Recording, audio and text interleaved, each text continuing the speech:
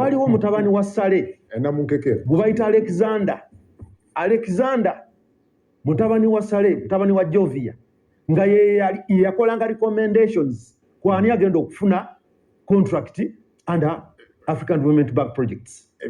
Oyayogera ye MP Abubakar Kawalya era ng'aliko speaker wa KCCA yaliko kansala mu KCCA ng'akuwa background y'ekintu kino ekivunzisa Kampala ng'akulaga nti waliwo mutabani wa General Salim Saleh amanyiddwa nga Alexander nga yavunaanyizibwa mu kugaba contracts ez'ensava ennene n'emirimu egyo emisava.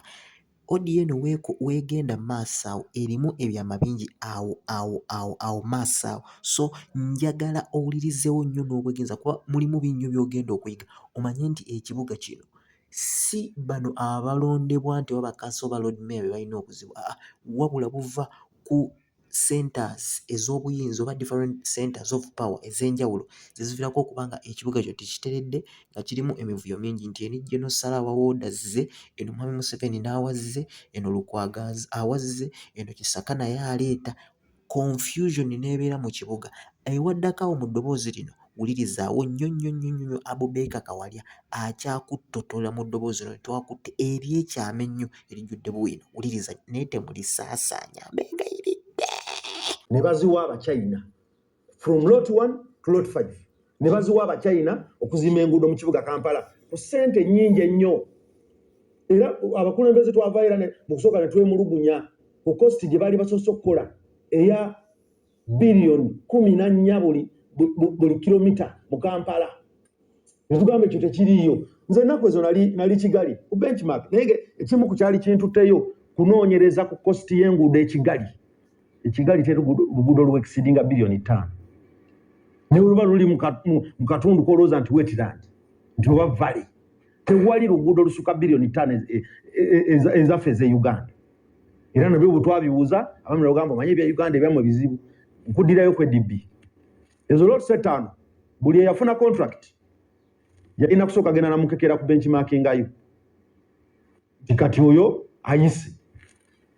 Waliwo mutabani wa Sale namunkekera gubayita Alexander mutabani wa Sale mutabani wa Jovia nga yakolanga recommendations kwani agenda okufuna contract under African Development Bank projects. Ebyo mbyogeranga member wa parliament ate nga munnakibuga kubanga kuganye nali speaker wa Kampala. ADB projects zatandika ndi mu kibuga Kampala. Kati ngezaako okulaga ekizibu kya Kampala kivaawa nti bano baminisita booleese nabo tebalina buyinza obaleese buleesi. Kati njogera kankubuulire kubanga bingi nnyo bizze bibeerawo, waliwo ensonga n'ejuwana ogamba nti kati ba MP mutuuleeko ne minisita mulabe engeri gye tusobola okufuna win-win solution wabeewo ekikolebwa ne muyita meeting minisita najja nga naye ali mu lamentations nga cabinet minister mulamba. Ekizibu kya Kampala kusika muguwa okulabibwa wakati wa nze nkwali realities ono baba ayinza okuba kyayogera kituufu okusika omuguwa ne kuvaawa kubanga waliwo orders from different centers. Power centers ziri different. Genda ewa Kisaka abadde idio oba Jennifer yabeererawo nga kuganze omuntu omu yamala okuŋŋamba abala temuna kimugenda kuŋŋamba naye nga ng'omanyi mu hierarchy member wa parliament aba muntu w'amaanyi nnyo oli bw'abanga Lord Mayor indeed nga badde batudde ne council ye nga balina kye bayisizza, you must implement it. Ekizibu kya Kampala ekisinga obukulu gavumenti eno okuba nti teri decide ekyokubiri spirit mwe baakolera etteeka lya Kampala teyali ntuufu era bino byonna byakuwuddiisa byowulira ne be baleese bajja bagoba kubanga nyala kulaga nti Jennifer baamugoba, Kitaka baamugoba, Serunkuma baamugoba, Kisaka baamugobye, Nona Zerusa naye bajja kumugoba kubanga wanaatuuka nga tasobola kureportinga birungi mu State House Nakasero oba Entebbe oba Namunkekeera oba kubanga kati bisuka biri beyond abo ojja kwesanga nti n'abaana nga Alexander mutabani wa Sale nga naye alina obuyinza bungi. Kampala ina structures zibeere followed to the respecting.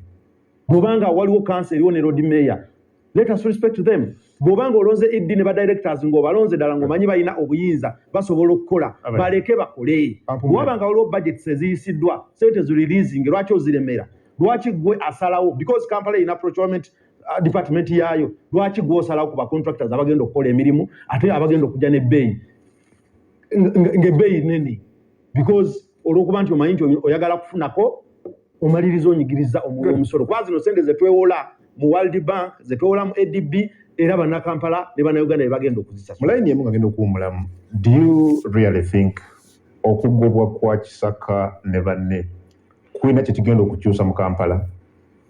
Nze nganze abadde mu Kampala ebyo byonna byonna Mwai Museveni oluvannyuma lw'okumanya reports yazifuna 3 nga bagamba bane tufune sente tusale amagezi kutya okutereza kiteezi naye kennyini nga president ali responsible tagenda kukyejjamu era nze ndi mumativu nti ekigobeza Kisaka ne bana abazze tebalina kifa kye bagenda kujja nakyo era nabo bajja kumaliza babagobye kubanga ye buli wabeerawo pressure alemererwa okukola kyalina okukola olw'okuba nti alimu olwakipopulalité amaliriza abo byaba tunywa ku mazzi katono bwe tukomawo tandikirawo bw'oli otukwadde ku nsonga era tovaamu.